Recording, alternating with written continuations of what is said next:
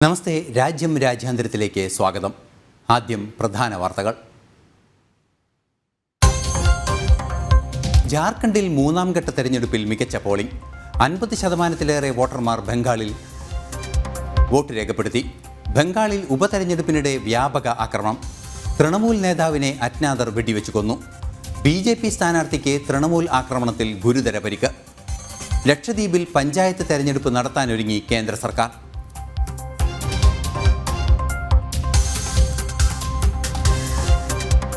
അമേരിക്കയിലേക്കുള്ള മയക്കുമരുന്ന് കടത്ത് കർശനമായി തടയുമെന്ന് ഡൊണാൾഡ് ട്രംപ്. ഇന്ത്യൻ വംശജൻ വിവേക് രാമസ്വാമിക്ക് കാര്യക്ഷമതാ വകുപ്പ് കൈമാറി അമേരിക്കൻ നിയുക്ത പ്രസിഡന്റ്.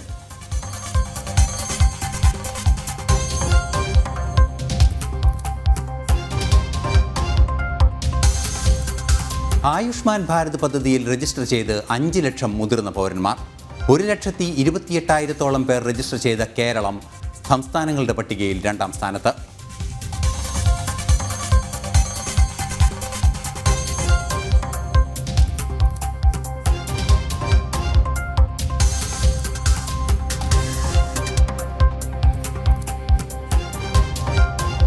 കൊൽക്കത്ത RG കാർ കൊലപാതക കേസിൽ മുഖ്യമന്ത്രി മമതാ ബാനർജിയോട് റിപ്പോർട്ട് ആവശ്യപ്പെട്ട് ഗവർണർ CV ആനന്ദബോസ്. റിപ്പോർട്ട് തേടിയത് തന്നെ കേസിൽ കുടുക്കിയതാണെന്ന മുഖ്യപ്രതി സഞ്ജയ് റോയുടെ ആരോപണത്തിന് പിന്നാലെ.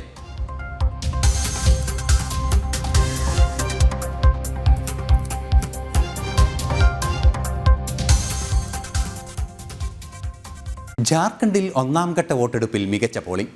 3 മണിവരെ 60% പേർ വോട്ട് രേഖപ്പെടുത്തി. മാവോയിസ്റ്റ് ശക്തി കേന്ദ്രങ്ങളിൽ ഉൾപ്പെടെ പോളിംഗ് സമാധാനപരമായിരുന്നു.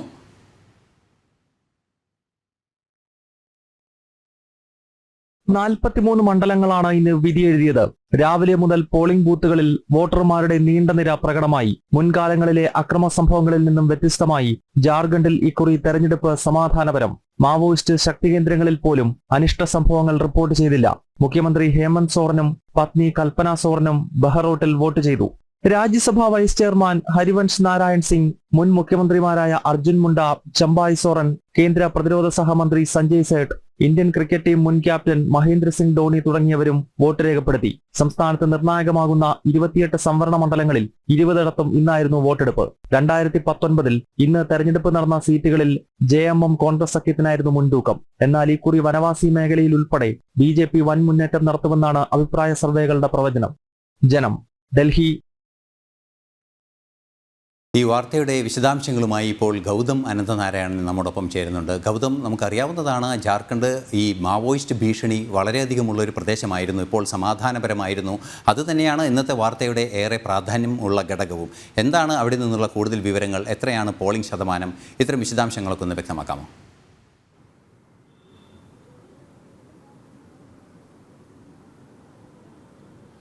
ഹൈസൻ, വൈകുന്നേരം 5 മണിക്ക് വോട്ടെടുപ്പ് അവസാനിക്കുന്ന ഘട്ടത്തിൽ 65% മുകളിൽ പോളിംഗ് രേഖപ്പെടുത്തിയതായാണ് തെരഞ്ഞെടുപ്പ് കമ്മീഷൻ അറിയിച്ചിരിക്കുന്നത്. അതായത് മികച്ച പോളിംഗ് 1ാം ഘട്ട തെരഞ്ഞെടുപ്പിൽ ജാർഖണ്ഡിൽ രേഖപ്പെടുത്തുകയാണ്. ഇന്നിപ്പോൾ 43 മണ്ഡലങ്ങളാണ് വിധി എഴുതി കഴിഞ്ഞത്. ഇതിൽ 20 മണ്ഡലങ്ങൾ സംവരണ മണ്ഡലങ്ങളും ബാക്കി 17 മണ്ഡലങ്ങൾ ജനറൽ സീറ്റുകളുമാണ്. എന്തായാലും ഹൈസൻ സൂചിപ്പിച്ചതുപോലെ വളരെ സമാധാനപരമായാണ് ജാർഖണ്ഡിൽ ആദ്യഘട്ട തെരഞ്ഞെടുപ്പ് പൂർത്തിയായിരിക്കുന്നത്. സാധാരണ ജാർഖണ്ഡിൽ മുൻകാല തെരഞ്ഞെടുപ്പുകളുടെ ചരിത്രം പരിശോധിക്കുമ്പോൾ മാവോയിസ്റ്റുകൾ ഈ വനവാസി മേഖലകളിൽ തെരഞ്ഞെടുപ്പ് അട്ടിമറിക്കാനുള്ള ശ്രമങ്ങൾ നടത്തുകയും സ്ഫോടനങ്ങളും മറ്റ് അതിക്രമങ്ങളുമൊക്കെ നടത്തുന്ന സംഭവങ്ങൾ മുൻകാലഘട്ടങ്ങളിൽ ജാർഖണ്ഡിൽ ഉണ്ടായിരുന്നു. എന്നാൽ ഈ തവണ ജമ്മു കാശ്മീരിന് സമാനമായ രീതിയിൽ വളരെ സമാധാനമായി ജാർഖണ്ഡിൽ 1ാം ഘട്ട തെരഞ്ഞെടുപ്പ് പൂർത്തിയായി. പ്രശ്നബാധിത ബൂത്തുകളിൽ അക്രമ സംഭവങ്ങൾ റിപ്പോർട്ട് ചെയ്തിട്ടില്ല.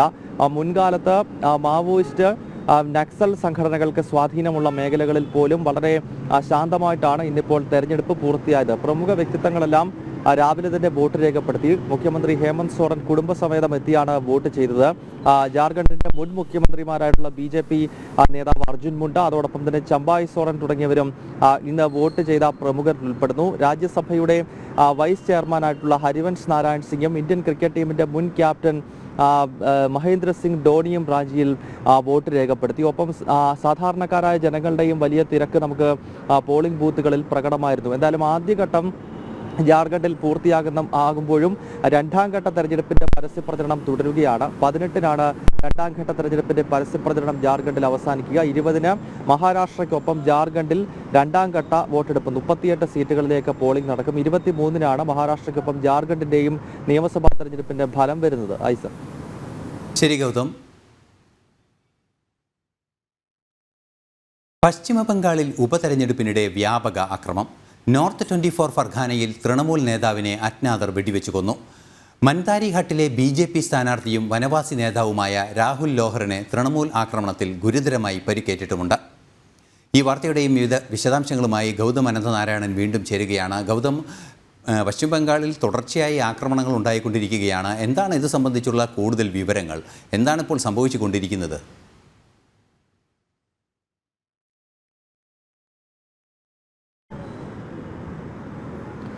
ഐസൺ, ജാർഖണ്ഡിലും അതോടൊപ്പം തന്നെ വിവിധ സംസ്ഥാനങ്ങളിലും ഇന്ന് തെരഞ്ഞെടുപ്പുകൾ നടന്നു. ജാർഖണ്ഡിൽ ഒന്നാം ഘട്ട തെരഞ്ഞെടുപ്പാണെങ്കിൽ വിവിധ സംസ്ഥാനങ്ങളിൽ ഉപതെരഞ്ഞെടുപ്പുകളാണ് നടന്നത്. ഉത്തർപ്രദേശ് ഉൾപ്പെടെയുള്ള സ്റ്റേറ്റുകളിൽ ഇന്ന് ഇലക്ഷൻസ് നടക്കുന്നുണ്ടായിരുന്നു. അവിടെയെല്ലാം വളരെ സമാധാനപരമായി തെരഞ്ഞെടുപ്പ് നടക്കുമ്പോൾ പശ്ചിമ ബംഗാൾ മാത്രം ഇപ്പോഴും ഒരു മാറ്റവുമില്ല എന്നതാണ് അവിടുത്തെ വളരെ ദുഃഖകരമായ വാർത്ത. ബംഗാളിൽ ഈ തെരഞ്ഞെടുപ്പിലും വ്യാപക അക്രമ സംഭവങ്ങൾ നടന്നിരിക്കുകയാണ്. ഇന്നിപ്പോൾ 6 നിയമസഭാ മണ്ഡലങ്ങളിലാണ് പശ്ചിമ ബംഗാളിൽ ഉപതെരഞ്ഞെടുപ്പ് നടന്നത്. ഈ 6 വ്യാപകമായ അക്രമ സംഭവങ്ങൾ ഈ തെരഞ്ഞെടുപ്പിനോടനുബന്ധിച്ച് സംഭവിച്ചിരിക്കുന്നു. നോർത്ത് 24 പർഗാനയിലാണ് ഒരു കൊലപാതകം റിപ്പോർട്ട് ചെയ്തിരിക്കുന്നത്. TMCയുടെ ഒരു നേതാവിനെ അജ്ഞാത സംഘം വെടിവെച്ച് കൊലപ്പെടുത്തിയിരിക്കുകയാണ്. TMCക്ക് അകത്തുള്ള ചില പ്രശ്നങ്ങളുടെ ബാക്കിയാണ് ഈ വെടിവെപ്പ് എന്നാണ് നമുക്ക് ലഭ്യമാകുന്ന വിവരം. പോലീസ് ഇതുമായി ബന്ധപ്പെട്ട അന്വേഷണം നടത്തുന്നുണ്ട്. അതേസമയം BJPയുടെ ഈ നിയമസഭാ തെരഞ്ഞെടുപ്പിലെ ഒരു സ്ഥാനാർത്ഥിക്കും ഗുരുതരമായി പരിക്കേറ്റിട്ടുണ്ട്. TMC പ്രവർത്തകർ ഈ BJP സ്ഥാനാർത്ഥിയുടെ വാഹനം അടിച്ചു തകർക്കുകയും ഈ സ്ഥാനാർത്ഥിയെ തന്നെ വലിയ തോതിൽ ആക്രമിക്കുകയും ചെയ്തു. ഇദ്ദേഹം ഇപ്പോൾ ആശുപത്രിയിൽ ചികിത്സയിലാണ്. എന്തായാലും വ്യാപകമായ അക്രമ സംഭവം ബംഗാളിന്റെ ഈ 6 മണ്ഡലങ്ങളിലും റിപ്പോർട്ട് ചെയ്തു എന്നുള്ളതാണ്. മുൻപും നമുക്കറിയാം, പശ്ചിമ ബംഗാളിൽ വർഷങ്ങളായി തെരഞ്ഞെടുപ്പുകളോടനുബന്ധിച്ച് വ്യാപക അക്രമം നടക്കുകയും നിരവധി പേർ കൊല്ലപ്പെടുകയും ഒക്കെ ചെയ്യുന്നുണ്ട്. മുൻപ് കമ്മ്യൂണിസ്റ്റ് പ്രസ്ഥാനങ്ങൾക്ക് അധികാരമുള്ള കാലം മുതൽ തന്നെ പശ്ചിമ ബംഗാളിൽ ഈ അക്രമ പരമ്പര തുടങ്ങുന്നു. അത് പിന്നീട് മമതാ ബാനർജിയുടെ ഭരണകാലത്തും അതിന് അവസാനമില്ല, അത് തുടരുന്നു എന്നുള്ളതാണ്. മറ്റ് സംസ്ഥാനങ്ങളെല്ലാം മികച്ച രീതിയിൽ വിധി എഴുതുമ്പോൾ, നേരത്തെ നമ്മൾ സൂചിപ്പിച്ചിരുന്നു, ജാർഖണ്ഡൊക്കെ ഒരു കാലത്ത് ഇത്തരം അക്രമ സംഭവങ്ങൾ നടന്നിരുന്ന കുഴിബോംബ് സ്ഫോടനങ്ങളൊക്കെ തുടർച്ചയായി നടന്നിരുന്നൊരു സ്റ്റേറ്റാണ്. അതൊക്കെ ഇപ്പോൾ മികച്ച രീതിയിലേക്ക് എത്തുന്നു. അവിടെയൊക്കെ മികച്ച ഭരണകൂടങ്ങൾ എത്തി ഇത്തരം എക്സ്ട്രീമിസ്റ്റ് ഗ്രൂപ്പുകൾക്കെതിരെ കടുത്ത നടപടികൾ സ്വീകരിച്ചു. ജമ്മു കാശ്മീരിലാണെങ്കിലും മികച്ച രീതിയിലാണ് തെരഞ്ഞെടുപ്പ് നടന്നത്. പക്ഷേ പശ്ചിമ ബംഗാളിൽ മാത്രം അതിൽ ഒരു മാറ്റവുമില്ല. ഇപ്പോഴും ഈ അക്രമ രാഷ്ട്രീയം അങ്ങനെ തന്നെ തുടരുകയാണ്. ശരി ഗൗതം. ബീഹാറിൽ 12,000 കോടി രൂപയുടെ പദ്ധതികൾ ഉദ്ഘാടനം ചെയ്ത് പ്രധാനമന്ത്രി നരേന്ദ്രമോദി. ദർഭംഗ എയിംസ്, റെയിൽവേ പദ്ധതികൾ, ജൻ ഔഷധി കേന്ദ്രങ്ങൾ ഉൾപ്പെടെയാണ് പുതിയ പദ്ധതി. 1264 കോടി രൂപയാണ് ദർഭംഗ എയിംസ് പദ്ധതിയുടെ ചെലവ്. 187 ഏക്കർ ഭൂമിയിലാണ് പദ്ധതി വരുന്നത്. ബീഹാറിലെ രണ്ടാമത്തെ എയിംസ് ആണ് ദർഭംഗയിലേത്. അടുത്ത 5 വർഷത്തിനുള്ളിൽ 75,000 പുതിയ മെഡിക്കൽ സീറ്റുകൾ കൂട്ടിച്ചേർക്കുമെന്നും പ്രധാനമന്ത്രി പറഞ്ഞു.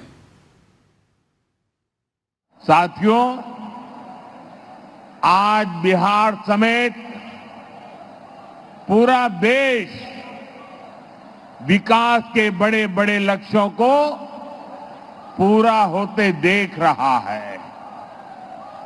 जिन सुविधाओं, परियोजनाओं की पहले सिर्फ चर्चा होती थी, आज वो वास्तविकता बनकर जमीन पर उतर रही है. और सबसे बड़ी बात, दरभंगा में एम्स का सपना साकार होने की तरफ एक बड़ा कदम उठाया गया है. दरभंगा एम्स के निर्माण से बिहार के स्वास्थ्य क्षेत्र में बहुत बड़ा परिवर्तन आएगा. ലക്ഷദ്വീപിൽ പഞ്ചായത്ത് തെരഞ്ഞെടുപ്പ് നടത്താനൊരുങ്ങി കേന്ദ്ര സർക്കാർ. 21 ദിവസത്തിനകം ഇതു സംബന്ധിച്ച നടപടിക്രമങ്ങൾ കൈമാറാൻ ലക്ഷദ്വീപ് പഞ്ചായത്ത് വകുപ്പ് സെക്രട്ടറിക്ക് നിർദ്ദേശം നൽകി. ലക്ഷദ്വീപിൽ പഞ്ചായത്ത് തെരഞ്ഞെടുപ്പ് നടത്തണമെന്ന ആവശ്യം BJP ഉൾപ്പെടെ മുന്നോട്ട് വച്ചിരുന്നു. 2023 ജനുവരി 17 വില്ലേജ് ദ്വീപ് പഞ്ചായത്തിന്റെയും ജനുവരി 22 ജില്ലാ പഞ്ചായത്തിന്റെയും കാലാവധി കഴിഞ്ഞിരുന്നു. പഞ്ചായത്ത് ഭരണമില്ലാത്തതിനാൽ ജനങ്ങളിലേക്ക് കേന്ദ്ര വികസന പദ്ധതികൾ യഥാസമയത്തെത്താൻ വൈകുന്നതടക്കം ചൂണ്ടിക്കാട്ടി യുവമോർച്ച ലക്ഷദ്വീപ് ഘടകമാണ് കേന്ദ്ര സർക്കാരിനെ സമീപിച്ചത്. ഇതിന്റെ അടിസ്ഥാനത്തിലാണ് തദ്ദേശ തെരഞ്ഞെടുപ്പ് നടത്തുവാനുള്ള ഒരുക്കങ്ങൾ സംബന്ധിച്ച് റിപ്പോർട്ട് നൽകാൻ ലക്ഷദ്വീപ് പഞ്ചായത്ത് സെക്രട്ടറിക്ക് കേന്ദ്രം നിർദ്ദേശം നൽകിയത്. 21 ദിവസത്തിനകം വിശദമായ റിപ്പോർട്ട് കൈമാറാനാണ് നിർദ്ദേശം. റിപ്പോർട്ട് ലഭ്യമാകുന്ന മുറയ്ക്ക് തെരഞ്ഞെടുപ്പ് നടത്തുവാനുള്ള തുടർ നടപടികളിലേക്ക് കടക്കുവാനാണ് നീക്കം. വാർഡ് വിഭജനവുമായി ബന്ധപ്പെട്ട നടപടികളാണ് ലക്ഷദ്വീപിൽ പഞ്ചായത്ത് തെരഞ്ഞെടുപ്പ് വൈകാൻ കാരണം. 10 പഞ്ചായത്തുകളെ 18 എണ്ണമാക്കി മാറ്റിയതാണ് തർക്കങ്ങൾക്കും കോടതി വ്യവഹാരങ്ങൾക്കും ഇടയാക്കിയത്. നിലവിൽ 10 ദ്വീപുകളുടെയും ഭരണ ചുമതല സ്പെഷ്യൽ ഓഫീസർമാർക്കാണ്. ജനം, ഡൽഹി. ശൈത്യകാലത്ത് ജമ്മു കാശ്മീർ അതിർത്തിയിൽ നടക്കുന്ന കടന്നുകയറ്റങ്ങൾ പ്രതിരോധിക്കാൻ BSF സജ്ജം. കഴിഞ്ഞ കുറച്ചു വർഷങ്ങളായി ഇത്തരം ശ്രമങ്ങൾ നടക്കാറുണ്ട്. അവ മുൻകൂട്ടി കണ്ട് കൃത്യമായ പ്രതിരോധം തീർക്കാനും അതിർത്തി സംരക്ഷണ ഗ്രിഡ് സജ്ജമാക്കുമെന്നും BSF IG DK ഭൂറ അറിയിച്ചു. कोई चैलेंज नहीं है. सर्दी भी हर साल होती है, कोहरा भी हर साल आता है और उसके निपटने के उपाय हमारी सभी जितनी भी फोर्सेस हैं उनके पास हैं और हर साल इसका निगरानी की जाती है. उसी प्रकार से इस साल भी करेंगे क्योंकि ये कोई नई सिचुएशन नहीं है, ये तो सालों साल से हो रहा है. देखिए, जो हमारा पड़ोसी देश है उसका प्रयास हमेशा ही रहता है कि कुछ न कुछ कार्रवाई घुसपैठ की इस प्रकार की करने की कोशिश की जाए. लेकिन मैं आपको यकीन दिलाता हूँ, जिस प्रकार से अभी हमारे पास बॉर्डर प्रोटेक्शन ग्रिड है और उसमें जो हमारे पास साजो सामान है, मैन पावर है, तो इस प्रकार की कोई भी उसकी प्रयास जो है वो सफल नहीं होने दिया जाएगा और बिल्कुल बॉर्डर को सेफ रखा. അതിർത്തികൾ സുരക്ഷിതമാക്കി രാജ്യത്തേക്കുള്ള മയക്കുമരുന്ന് കടത്ത് തടയുമെന്ന് US നിയുക്ത പ്രസിഡന്റ് ഡൊണാൾഡ് ട്രംപ്. അതിർത്തിയിൽ അയഞ്ഞ നിലപാട് സ്വീകരിച്ച് ബൈഡൻ നാടിനെ വഞ്ചിച്ചുവെന്നും ട്രംപ് പറഞ്ഞു. ഇത്തരം മയക്കുമരുന്ന് സംഘങ്ങൾക്കെതിരെ വിട്ടുവീഴ്ചയില്ലാത്ത നടപടി സ്വീകരിക്കുമെന്നും അദ്ദേഹം വ്യക്തമാക്കി. അതിർത്തി കടന്നുള്ള മയക്കുമരുന്ന് കടത്ത് വൻതോതിലാണ് അമേരിക്കയിൽ നാശം വിതയ്ക്കുന്നത്. ബൈഡൻ ഭരണകൂടം ഇക്കാര്യത്തിൽ കാര്യക്ഷമമായ ഒരു നടപടിയും സ്വീകരിച്ചിട്ടില്ല. അതിർത്തികൾ സുരക്ഷിതമാക്കി രാജ്യത്തെ മയക്കുമരുന്ന് ലോബിയിൽ നിന്നും മോചിപ്പിക്കുമെന്നും ഡൊണാൾഡ് ട്രംപ് പറഞ്ഞു. The drug cartels are waging war in America, and it's now time for America to wage war on the cartels.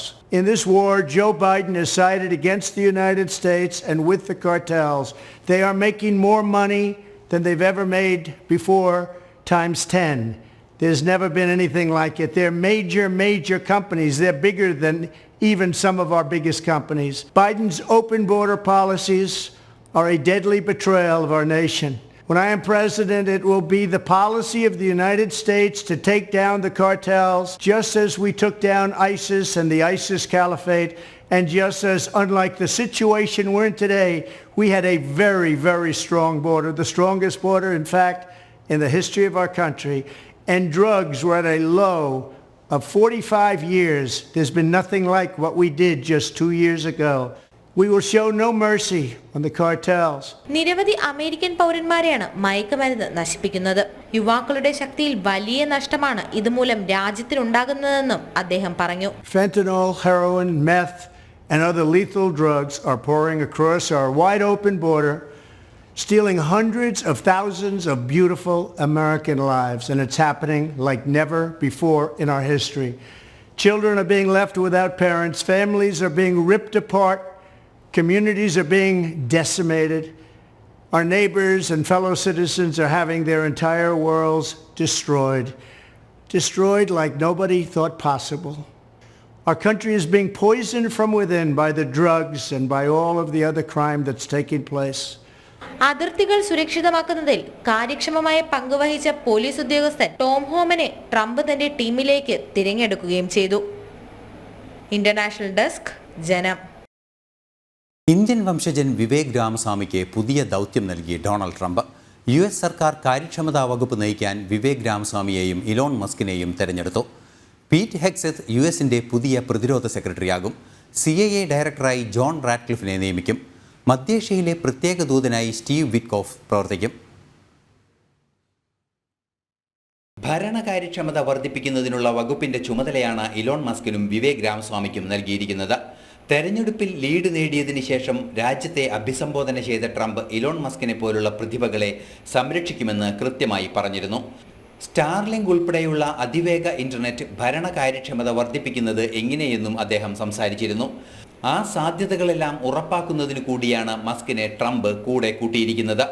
ഭാരതീയ വംശജനായ വിവേക് രാമസ്വാമിയും ഉൾപ്പെടുന്ന സംവിധാനമാണ് കാര്യക്ഷമത വർദ്ധിപ്പിക്കാനായി നിർദ്ദേശിക്കപ്പെട്ടിരിക്കുന്നത്. പീറ്റ് ഹെക്സെത്ത് യുഎസിന്റെ പുതിയ പ്രതിരോധ സെക്രട്ടറിയാകും. മുൻ സൈനിക ഉദ്യോഗസ്ഥൻ കൂടിയാണ് അദ്ദേഹം. CIA ഡയറക്ടറായി മുൻ ദേശീയ ഇന്റലിജൻസ് മേധാവി ജോൺ റാറ്റ്ക്ലിഫ് തെരഞ്ഞെടുക്കപ്പെട്ടു. മധ്യേഷ്യയിലെ പ്രത്യേക ദൂതനായി സ്റ്റീവ് വിറ്റ്കോസ് പ്രവർത്തിക്കും. ഇന്നലെയും വിവിധ പദവികളിലേക്ക് റിക്രൂട്ട്മെന്റ് ട്രംപ് നടത്തിയിരുന്നു. ഇന്റർനാഷണൽ ഡെസ്ക്, ജനം. അനധികൃത നിർമ്മാണങ്ങൾ മാനദണ്ഡങ്ങൾ പാലിച്ച് പൊളിച്ചു നീക്കാമെന്ന് സുപ്രീം കോടതി. എന്നാൽ ആരോപണങ്ങളുടെ അടിസ്ഥാനത്തിൽ കെട്ടിടങ്ങൾ പൊളിക്കരുതെന്നും 15 ദിവസം മുൻപെങ്കിലും നോട്ടീസ് നൽകിയാകണം കയ്യേറ്റം ഒഴിപ്പിക്കേണ്ടതെന്നും കോടതി വ്യക്തമാക്കി. ആരോപണങ്ങളുടെ അടിസ്ഥാനത്തിൽ ഒരാളുടെ താമസ സ്ഥലം തകർക്കരുതെന്നും അനധികൃത നിർമ്മാണങ്ങൾ പൊളിച്ചു നീക്കുന്നതിന് കൃത്യമായ മാനദണ്ഡങ്ങൾ പാലിക്കണമെന്നുമാണ് സുപ്രീം കോടതി വ്യക്തമാക്കിയത്. അനധികൃത നിർമ്മാണത്തിന്റെ സ്വഭാവം, കെട്ടിടം പൊളിക്കുന്നതിനുള്ള കാരണങ്ങൾ എന്നിവ വ്യക്തമാക്കിക്കൊണ്ടാകണം നോട്ടീസ് നൽകേണ്ടത്. കൂടാതെ പൊളിക്കുന്നതിന്റെ ദൃശ്യങ്ങൾ പകർത്തണമെന്നും കോടതി പറഞ്ഞു. കെട്ടിടങ്ങൾ നിരന്തരം ബുൾഡോസർ ഉപയോഗിച്ച് പൊളിച്ചു നീക്കുന്നതിനെതിരെയുള്ള ഹർജികളിലാണ് കോടതിയുടെ നിർദ്ദേശം.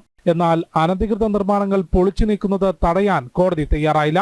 മാനദണ്ഡങ്ങൾ പാലിച്ചുകൊണ്ട് അനധികൃത കയ്യേറ്റങ്ങൾ ഒഴിപ്പിക്കാമെന്ന് വ്യക്തമാക്കിയ കോടതി ഏകപക്ഷീയമായി കേസിലെ പ്രതികളുടെ വീടുകൾ തകർക്കാനാകില്ലെന്നും ചൂണ്ടിക്കാട്ടി. പാർപ്പിടം ജന്മാവകാശമാണെന്നും കോടതി വ്യക്തമാക്കി. ജനം, ഡൽഹി. ബാൽ താക്കറെയുടെ ആശയങ്ങൾ ബലി കൊടുത്തുകൊണ്ടാണ് ഉദ്ധവ് താക്കറെ കോൺഗ്രസിനോടൊപ്പം ഇരിക്കുന്നതെന്ന് കേന്ദ്ര ആഭ്യന്തരമന്ത്രി അമിത്ഷാ.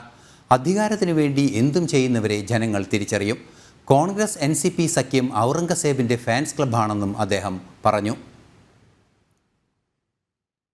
മഹാരാഷ്ട്രയിലെ ധൂലയിൽ തെരഞ്ഞെടുപ്പ് റാലിയിൽ സംസാരിക്കവെയാണ് കേന്ദ്ര ആഭ്യന്തരമന്ത്രി അമിത്ഷാ ശിവസേന നേതാവ് ഉദ്ധവ് താക്കറെയെ രൂക്ഷമായി വിമർശിച്ചത്. ബാലാസാഹേബ് താക്കറെയുടെ എല്ലാ ആശയങ്ങളും ബലി കൊടുത്തുകൊണ്ടാണ് ഉദ്ധവ് കോൺഗ്രസ് NCP സഖ്യത്തിനൊപ്പം ഇരിക്കുന്നതെന്ന് അദ്ദേഹം പറഞ്ഞു. രാമക്ഷേത്ര നിർമ്മാണത്തെയും പാകിസ്ഥാനെതിരായ സർജിക്കൽ സ്ട്രൈക്കിനെയും എതിർത്തവരോടൊപ്പം ബാൽ താക്കറെയുടെ ശിവസേനയ്ക്ക് സഖ്യമുണ്ടാക്കാനാകില്ലെന്നും അമിത്ഷാ വ്യക്തമാക്കി. അധികാരത്തിനു വേണ്ടി എന്തും ചെയ്യുന്നവരെ ജനങ്ങൾ തിരിച്ചറിയുമെന്നും BJP എപ്പോഴും ഛത്രപതി ശിവാജി മഹാരാജിന്റെയും വീർ സവർക്കറുടെയും ആശയം പിന്തുടരുന്നവരാണെന്നും അമിത്ഷാ പറഞ്ഞു. सत्ता के लिए सारे बाला साहब के पूरे सिद्धांत भूल कर बैठे. उद्धव बाबू, आप किसके साथ बैठे हो? जिन्होंने औरंगाबाद का नाम संभाजी नगर बनाने का विरोध किया, उसके साथ बैठे हो. जिन्होंने राम मंदिर बनाने का विरोध किया, उनके साथ बैठे हो. जिन्होंने ट्रिपल तलाक हटाने का विरोध किया, उनके साथ बैठे हो. കോൺഗ്രസിന്റെ മഹാഅഘാടി സഖ്യം മുസ്ലിം വോട്ട് ബാങ്കിനായി എന്തും ചെയ്യാൻ തയ്യാറാണ്. പിന്നാക്ക വിഭാഗങ്ങളുടെ സംവരണം ഇല്ലാതാക്കിക്കൊണ്ട് മതത്തിന്റെ പേരിൽ സംവരണം നൽകുമെന്നാണ് അവരുടെ നിലപാടെന്നും കോൺഗ്രസ് NCP സഖ്യം ഔറംഗസേബിന്റെ ഫാൻസ് ക്ലബ്ബാണെന്നും അമിത്ഷാ പരിഹസിച്ചു. ജനം, ഡൽഹി. ആയുഷ്മാൻ ഭാരത് പദ്ധതിയിൽ 5 ലക്ഷം മുതിർന്ന പൗരന്മാർ രജിസ്റ്റർ ചെയ്തു. 1,28,000 പേർ രജിസ്റ്റർ ചെയ്ത കേരളമാണ് സംസ്ഥാനങ്ങളുടെ പട്ടികയിൽ 1ാം സ്ഥാനത്ത്. 70 വയസ്സിന് മുകളിലുള്ളവർക്ക് സൗജന്യ ചികിത്സ ലഭ്യമാക്കുന്ന പദ്ധതിയാണ് ആയുഷ്മാൻ ഭാരത്. മുതിർന്ന പൗരന്മാർക്കുള്ള ആയുഷ്മാൻ ഭാരത് പദ്ധതിയിൽ 5 ലക്ഷത്തോളം അപേക്ഷകൾ ലഭിച്ചതിൽ 4.69 ലക്ഷം അപേക്ഷകളും അംഗീകരിച്ചു. 1,28,000 അപേക്ഷകരുമായി കേരളമാണ് സംസ്ഥാന പട്ടികയിൽ 2ാം സ്ഥാനത്ത്. 1ാം സ്ഥാനത്ത് മധ്യപ്രദേശ് സംസ്ഥാനമാണുള്ളത്. ആയുഷ്മാൻ ഭാരത് പ്രധാനമന്ത്രി ജൻ ആരോഗ്യ യോജന പദ്ധതിയാണ് സഹായം ലഭ്യമാക്കുന്നത്. 70 വയസ്സിന് മുകളിൽ പ്രായമുള്ളവരുടെ കുടുംബത്തിന് 5 ലക്ഷം രൂപ വരെയുള്ള ചികിത്സ സൗജന്യമായി നൽകുന്നതാണ് പദ്ധതി. നിശ്ചിത നിരക്കിന് താഴെ വരുമാനമുള്ള കുടുംബങ്ങൾക്ക് പദ്ധതിയുടെ ആനുകൂല്യം ലഭിക്കും. എന്നാൽ 70 വയസ്സിന് മുകളിലുള്ളവർക്ക് വരുമാന പരിധി ബാധകമല്ല. 12.34 കോടി അതിദരിദ്രരുൾപ്പെടെ 55 കോടി കുടുംബങ്ങൾക്കാണ് പദ്ധതിയുടെ ആനുകൂല്യം ലഭിക്കുന്നത്. 2018 മുതലാണ് പദ്ധതി നടപ്പാക്കാൻ ആരംഭിച്ചത്. രാജ്യത്തെ ഏറ്റവും വലിയ ജനകീയ ആരോഗ്യ പദ്ധതിയാണ് ആയുഷ്മാൻ ഭാരത്. നാഷണൽ ഡെസ്ക്, ജനം. EP ജയരാജന്റെ ആത്മകഥ സംബന്ധിച്ച വാർത്ത തള്ളി CPM പോളിറ്റ് ബ്യൂറോ അംഗം പ്രകാശ് കാരാട്ട്. പുറത്തുവരുന്ന വാർത്ത അസംബന്ധം, തെരഞ്ഞെടുപ്പ് സ്റ്റണ്ടാണ് നടക്കുന്നത്. EP തന്നെ വാർത്ത നിഷേധിക്കുന്നു. അങ്ങനെയുള്ള ഒരു കാര്യവും എഴുതിയിട്ടില്ല, പ്രസിദ്ധീകരിച്ചിട്ടുമില്ലെന്നും പ്രകാശ് കാരാട്ട് ഡൽഹിയിൽ പറഞ്ഞു. This is false, and Comrade EP Jayarajan has denounced this as a falsehood. Nothing like that has been written. Nothing like that has been published. This is obviously a stunt keeping the by-elections in view. Nobody will be fooled by this. Will the party take action? RG car കൊലപാതക കേസിൽ മുഖ്യമന്ത്രി Mamata ബാനർജിയോട് report ആവശ്യപ്പെട്ട് governor CV Ananda Bose. മുൻ police commissioner Vineeth Goyal ഗൂഢാലോചന നടത്തിയെന്ന ആരോപണത്തിലാണ് ഗവർണറുടെ ഇടപെടൽ. തന്നെ കേസിൽ കുടുക്കിയതാണെന്ന് മുഖ്യപ്രതി സഞ്ജയ് റോയ് ആരോപിച്ചിരുന്നു. വസ്തുതാപരമായ വിവരങ്ങളും ആരോപണങ്ങളിൽ സംസ്ഥാന സർക്കാരിൻ്റെ നിലപാടും അറിയിക്കണമെന്നാണ് ഗവർണർ ആവശ്യപ്പെട്ടത്. മുൻ കൊൽക്കത്ത പോലീസ് കമ്മീഷണറായിരുന്നു വിനീത് ഗോയൽ. കേസിൽ വാദം നടക്കുന്നതിനിടെ സിൽദ കോടതിക്ക് പുറത്തായിരുന്നു പ്രതിയുടെ ആരോപണം.